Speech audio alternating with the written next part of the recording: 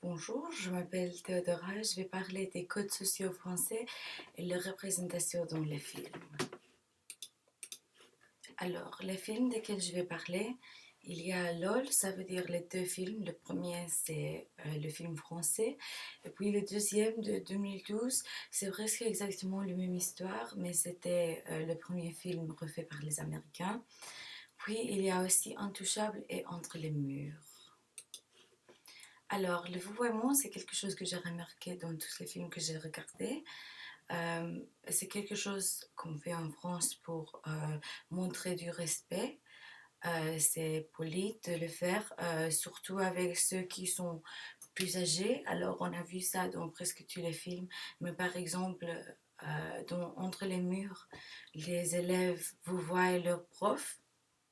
Euh, et on devrait aussi, vous voyez, ceux qui on ne connaît pas, par exemple, dans Intouchable, quand Driss entre dans l'entretien d'embauche, il vous voit les gens dedans parce il ne les a jamais connus avant. Et aussi, quand on vous voit quelqu'un, euh, c'est dans cette situation qu'on devrait les accueillir avec la poignée de main parce qu'on ne les connaît pas assez bien pour faire le bise avec eux. Par exemple, on a vu ça dans les réunions parents-professeurs dans le film Entre les murs. Le prof, il fait la poignée de main avec tous les parents. Le tutoiement encore, c'est quelque chose que j'ai remarqué dans presque tous les films que j'ai regardés aussi. Le tutoiement, c'est quelque chose qu'on fait en France pour si on connaît la personne assez bien, on ne doit pas leur adresser en utilisant le terme vous. Euh, dans le film LOL français, on a vu que tous les élèves, ils tutoient leur ami parce qu'ils le connaissent très bien. Mais aussi, on peut tutoyer quelqu'un pour se manquer de respect envers eux. Alors, par exemple, dans le film Entre les murs, il y a un garçon qui s'appelle Suleiman. Et bien qu'il était déjà en train de disputer avec le prof, c'était au point qu'il a tutoyé le prof que le professeur a devenu vraiment fâché. Alors pour moi, ça m'a montré que tutoyer quelqu'un qu'on devrait vous voyez, euh, c'est vraiment une chose impolie en France. Euh, aussi, les gens qui ont tutoyé, ça veut dire les gens qui ont tutoyé parce qu'on les connaît assez bien, pas parce qu'on ne les respecte pas, on peut faire la bise avec eux. Et d'habitude, c'est deux bisous, comme ça. Et on a vu ça dans le film LOL, le français encore, tous les élèves, ils, fait, ils, fais- ils font les bisous avec ses amis. En ce qui concerne la politesse plus générale, c'est des choses petites comme dire bonjour, ça va. Mais une chose que j'ai remarqué, c'est par exemple dans le film Entre les murs, quand le caractère principal, le professeur, il entre dans la chambre des professeurs et il voit des autres professeurs dedans, bien sûr. Et il dit bonjour, ça va? Et bien que les autres profs, ils ont aussi dit bonjour, euh, ils n'ont pas répondu oui, ça va bien ou quelque chose comme ça. Alors pour moi, ça montrait que peut-être dans quelques situations, dire ça va, c'est plus pour la politesse. Euh, et aussi une autre chose que j'ai remarqué, c'est que en France, euh, c'est plus normal pour les adolescents de boire du vin avec les dîners.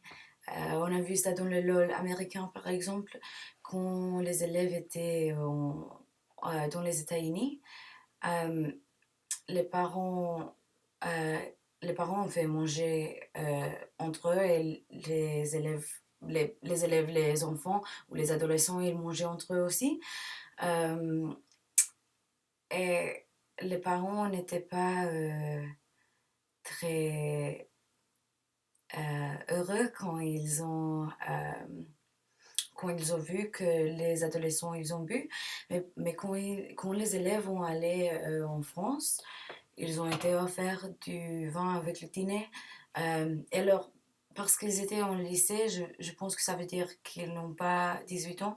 Alors, ça, c'est une chose un peu bizarre dans la culture américaine, je pense. Voilà, c'est ça. Alors, les questions. Quel avantage y a-t-il à étudier ou travailler à l'étranger pendant une année du point de vue des études, du travail sur le plan linguistique et personnel?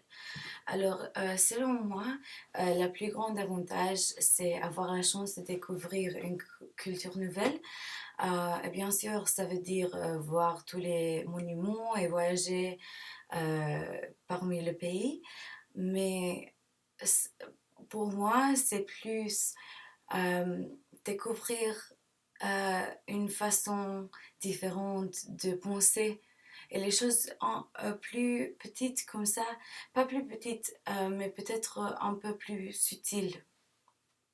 Euh, Bien sûr, je pense que déménager à l'étranger à un âge, à l'âge d'élève de faculté, on est encore assez jeune, alors c'est une chose très grande et à mon avis, ça montre beaucoup de déterminance.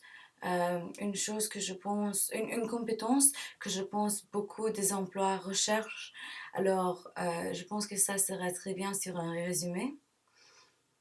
Et aussi, l'autre avantage très grand, c'est le développement personnel que vient d'habiter à l'étranger pendant une année. Que savez-vous sur le tutoiement et le vouvoiement en France? Comment marque-t-on le respect en anglais? Alors, le tutoiement et le vouvoiement, ce sont des choses pour montrer du respect en France, comme j'ai déjà dit. Le tutoiement, c'est par exemple dire à quelqu'un est-ce que tu veux un café? Le vouvoiement, est-ce que vous voulez un café? Euh, le tutoiement, on l'utilise avec nos amis ou des personnes qui on connaît assez bien. Et de l'autre côté, le vouvoiement, c'est quelque chose qu'on devrait faire avec ceux qui on ne connaît pas très bien ou ceux qui sont plus âgés. Euh, Parce qu'on n'a pas ça en anglais, je pense qu'il y a plus d'importance accordée à les mots qu'on choisit à utiliser dans les phrases. Par exemple, dire est-ce que tu veux un café ou est-ce que tu voudrais un café? Je pense que ça fait beaucoup plus de différence en Angleterre. Euh, dire est-ce que tu voudrais, ça c'est beaucoup plus poli. Et aussi, c'est les choses petites comme adresser quelqu'un en utilisant monsieur, madame, ou dire merci ou euh, s'il vous plaît. Mais bien qu'on fait ces choses en France aussi, je pense qu'ils sont plus importantes dans l'Angleterre parce qu'on n'a pas le vouvoiement pour montrer du respect. Selon vous, pourquoi est-il difficile de consommer 100% made in France pour les Français ou 100% made in UK pour les Britanniques? Alors, selon moi, la plus grande cause, c'est la mondialisation. Parce que bien sûr, il y a des pays qui peuvent produire certains produits plus efficacement. Euh, alors, les supermarchés et les magasins en général, ils ont décidé d'importer la plupart des produits parce qu'ils sont moins chers s'ils les importent. Par exemple, l'Espagne, je pense, peut produire des fraises plus efficacement qu'on peut les produire en la Grande-Bretagne parce qu'ils ont le temps pour eux. Nous n'avons pas assez de soleil.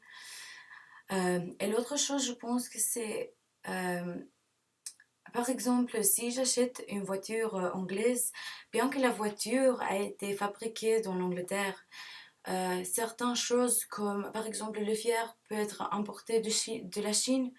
Alors même si on achète des choses qui ont été produites dans la France, euh, dans la Grande-Bretagne, euh, elles ne sont pas 100% produites ici.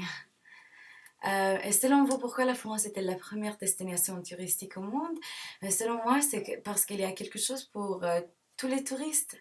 Par exemple, et bien sûr que la France a une culture très riche, alors il y a quelques touristes qui aiment qui aiment l'histoire, alors ils peuvent voir les châteaux, euh, tous les musées, tous les monuments. Euh, pour des autres touristes qui aiment la plage, la France a aussi le bord de la mer.